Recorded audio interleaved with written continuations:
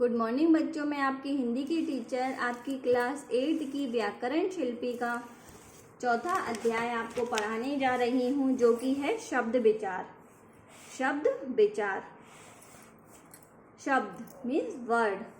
बच्चों, जैसा कि आप पिछले अध्यायों में पढ़ चुके हो कि दैनिक जीवन में भावों और विचारों से बोलकर या लिखकर प्रकट करते हैं। हम दैनिक जीवन में अपने भावों को और विचारों को बोलकर या लिखकर प्रकट करते हैं। अपने विचारों का आदान प्रदान करने के लिए हमें भाषा की सशक्त माध्यम है।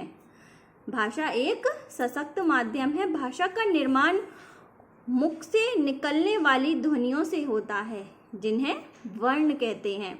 प्रत्येक वर्ण का एक निश्चित क्रम में रखने पर ही सार्थक शब्द का निर्माण होता है। जैसे ये 3 वर्ण दिए गए हैं, मा, गा और र। इसे मिलकर बना मगर, जो कि एक जीव है। परंतु यदि इसके वर्णों का क्रम बदल दें, अब इसके वर्णों का क्रम हमने बदल दिया, ग र म, तो ये तो हो गया भाववाचक संज्ञा। रगम, रगम से कोई वर्ण नहीं बना, कोई शब्द नहीं बना, तो ये हो गया निरर्थक शब्द। बच्चों, उपयुक्त उदाहरणों से स्पष्ट है कि वर्णों का एक निश्चित क्रम में रहने पर ही वह सार्थक शब्द बनाए जा सकते हैं। व्याकरण में केवल सार्थक शब्दों का ही महत्व होता है। सार्थक मीन्स वो शब्द जिनका कोई ना कोई अर्थ निकले, उन्हें हम सार्थक शब्द कहते हैं, और निरर्थक का नहीं। निरर्थक का अर्थ है जो ध्वनियाँ अथवा शब्दों के द्वारा हम कोई भी बात को नहीं समझा सकते और ना खुद समझ सकते। तो अतएव हम कह सकते हैं कि वर्ण या वर्णों से निर्मित स्वतंत्र एवं सार्थक ध्वनि समूह को शब्द कहते हैं। वर्ण और वर्णों से निर्मित स्वतंत्र एवं सार्थक ध्वनि समूह को, ध्वनि मीन्स जो हमारे मुंह से निकलने वाले जो वर्ण हैं, उन्हें हम सार्थक समूह शब्द कहते हैं। शब्द हम इन्हें कहते हैं। शब्द और पद में अंतर। प्रत्येक स्वतंत्र और सार्थक वर्ण समूह शब्द कहलाता है, परंतु जब कोई शब्द व्याकरण के नियमों में बंधकर वाक्य में उपयुक्त होता है, वो शब्द लिंग, वचन, कारक आदि से प्रभावित होकर उसका रूप बदल जाता है। ऐसी स्थिति में वह शब्द ना रह करके एक पद बन जाता है। जैसे मृणाल, सुबह, स्कूल, ये तीनों शब्द हैं, किंतु वाक्य में स्कूल होने पर ये शब्द ना रहकर पद हो गए, प्रयुक्त होने पर यह पद हो गए। तो उस प्रकार से मृणाल सुबह स्कूल जाता है। ठीक है। शब्द जब व्याकरण के नियमों में बंधकर वाक्य रूप में प्रयुक्त होते हैं तो वह पद कहलाते हैं। शब्दों का वर्गीकरण हिंदी भाषा का एक विशाल सागर के समान है। जो हिंदी भाषा है वो एक विशाल सागर के समान है, जिसमें देशी विदेशी भाषाओं के रूपी नदियां निरंतर आकर गिरती रहती हैं और भाषा के विशाल सागर को समृद्ध बनाती रहती हैं। भाषा में शब्द कहाँ से आते हैं, इनका क्या अर्थ होते हैं, उनकी क्या रचनाएं होती हैं, इस आधार पर उन्हें 4 भागों में बांटा गया है। कौन कौन से आधारों में बांटा गया है शब्दों को? स्रोत अथवा उत्पत्ति के आधार पर। स्रोत अथवा उत्पत्ति के आधार पर शब्दों को 5 भेद हैं। कौन कौन से भेद हैं अब शब्दों के? इसमें भी तत्सम शब्द। तत्सम शब्द जो संस्कृत भाषा से हिंदी भाषा में आए अनेक शब्दों में अपने मूल रूप में ही हिंदी भाषा में प्रयोग होते हैं, जैसे ग्राम, जिब्रा, कर्ण, स्वर्ण, सर्प, इस तरह से। तद्भव शब्द संस्कृत भाषा के वे शब्द जो कुछ रूप परिवर्तन के साथ हिंदी में प्रयोग होने लगे हैं, जैसे गांव, जीभ, कान, सोना, खेत इत्यादि।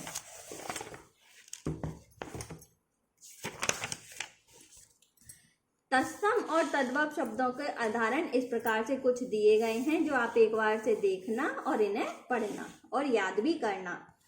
देशज शब्द देश प्लस जा अर्थात देश में उत्पन्न। भारत एक विशाल राज्यों वाला देश है, बड़े बड़े राज्य हैं जिसमें भारत में, तो उन प्रांतों में, उन राज्यों में बोले जाने वाली भाषा के कुछ क्या नाम है, शब्द जो हैं वो हमारी दैनिक बोलचाल में आ गए हैं। अलग अलग भाषाओं के कुछ शब्द हैं वो हमारी दैनिक बोलचाल में आ गए हैं, उसी देशज शब्दों का नाम दिया गया है। जैसे पगड़ी, झुग्गी, पेट, लाल, झोला, उस तरह से बहुत से ऐसे शब्द हैं जो हमारी अलग अलग राज्यों में बोले जाते हैं, अलग अलग शहरों में बोले जाते हैं, जो हमारी नॉर्मली जो है, हमारी सामान्यतः हमारी हिंदी भाषा में हम प्रयोग में लेते हैं।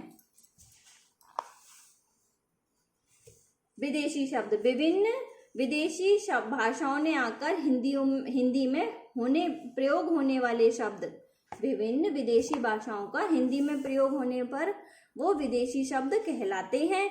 वो है अंग्रेजी, अरबी, फारसी, चीनी, पुर्तगाली, तुर्की, इस प्रकार की बहुत सारी भाषाएं जो हिंदी शब्द भंडार में आकर जुड़ गई हैं। तो ये हैं अंग्रेजी के कुछ शब्द दिए गए हैं, अरबी, फारसी, पुर्तगाली, तुर्की, इस प्रकार से एक बार इन्हें देखना आप और पढ़ना। संकर्ण शब्द, जो शब्द भिन्न भिन्न भाषाओं के शब्दों से मेल से बनते हैं, जैसे लाठी चार्ज, लाठी हिंदी का है और चार्ज अंग्रेजी, मतलब जो दो भाषाओं से भिन्न दो भाषाओं से मिलकर बनते हैं, अलग अलग भाषाओं से मिलकर बनते हैं जो शब्द, वो कहलाते हैं संकर शब्द। इन्हें आप एक बार देखना। रचना के आधार पर रूढ़ शब्द, यौगिक शब्द और योग रूढ़ शब्द। रूढ़ शब्द किसी विशेष अर्थ का प्रयोग होने पर होने वाले ऐसे शब्द जिनके सार्थक खंड नहीं किए जाते उन्हें रूढ़ शब्द कहते हैं, जैसे पुस्तक, लड़का, दिन आदि। यौगिक शब्द दो या दो से अधिक शब्दों अथवा शब्दांशों के योग को या मेल को यौगिक शब्द कहते हैं, जैसे सेनापति, सेना प्लस पति, इस प्रकार से है। कुछ उदाहरण दिए गए हैं जिन्हें आप पढ़ना। योग रूढ़ शब्द, दो या दो से अधिक शब्दों या शब्दांशों के मेल से बने यौगिक शब्द जिन्हें सामान्य अर्थ छोड़कर किसी विशेष अर्थ का बोध कराते हैं, वह है योग रूढ़ शब्द। जलज, जल प्लस य अर्थात जल, जल में, जल यानी पानी में जन्म लेने वाला, वो कौन है? कमल। इस प्रकार से एक दंत अर्थात एक दांत वाला, कौन है? गणेश। याद रखिए, ऐसे शब्द केवल अपने रूढ़ अर्थ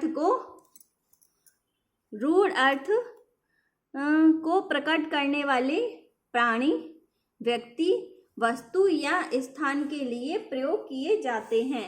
ऐसे शब्दों का प्रयोग प्राय बहुव्रीहि समास में के अंतर्गत होता है।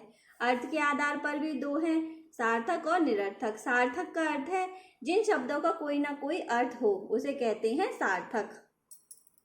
व्याकरण में केवल सार्थक शब्दों का ही प्रयोग किया जाता है या सार्थक शब्दों का ही अध्ययन किया गया है। निरर्थक शब्द, जिन शब्दों का कोई भी अर्थ नहीं हो, वो होते हैं निरर्थक शब्द। प्रयोग के आधार पर विकारी शब्द और अविकारी शब्द। विकारी शब्दों में रूप में लिंग, वचन, कारक, काल आदि में परिवर्तन आ जाता है, उसे विकारी शब्द कहते हैं, जैसे कि संज्ञा, सर्वनाम, विशेषण, इस प्रकार से। ये आपको उदाहरण दे रखे हैं संज्ञा, सर्वनाम, विशेषण और क्रिया के। इन्हें आप विस्तार से और अगले अध्यायों में पढ़ेंगे।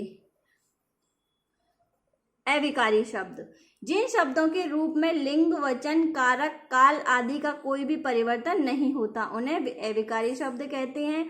इनके भी आपको उदाहरण दिए गए हैं, क्रिया विशेषण, संबंध बोधक, समुच्चय बोधक और विस्मयादि बोधक। ये चारों हैं, इनके आपको उदाहरण दिए गए हैं, तो एक बार पढ़ना। ये भी आपको अगले अध्यायों में विस्तार से इनकी जानकारी मिलेगी।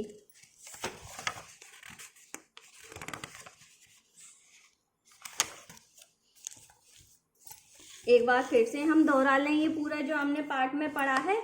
स्रोत के आधार पर शब्दों के 5 भेद हैं। कौन कौन से हैं? तत्सम, तद्भव, देशज शब्द, विदेशी शब्द और संकर शब्द। रचना के आधार पर शब्दों के 3 भेद हैं। कौन कौन से हैं? रूढ़ शब्द, यौगिक शब्द और योग रूढ़ शब्द।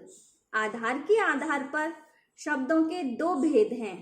कौन कौन से हैं? सार्थक शब्द और निरर्थक शब्द। प्रयोग के आधार पर भी दो भेद हैं, विकारी और अविकारी शब्द। विकारी शब्द 4 प्रकार के होते हैं, संज्ञा, सर्वनाम, विशेषण और क्रिया। अविकारी शब्द भी 4 प्रकार के होते हैं, क्रिया विशेषण, संबंध बोधक, समुच्चय बोधक और विस्मयादि बोधक। तो बच्चों आपने इसमें जो कुछ भी पढ़ा है वो एक बार से पढ़ना अच्छे से और इन सबको दोहराना। ये आपके कुछ क्वेश्चन आंसर दिए गए हैं, प्रश्न उत्तर दिए गए हैं, जो कि आपको आपके साप्ताहिक गृह कार्य में दे दिए जाएंगे, आपको बता दिए जाएंगे। धन्यवाद।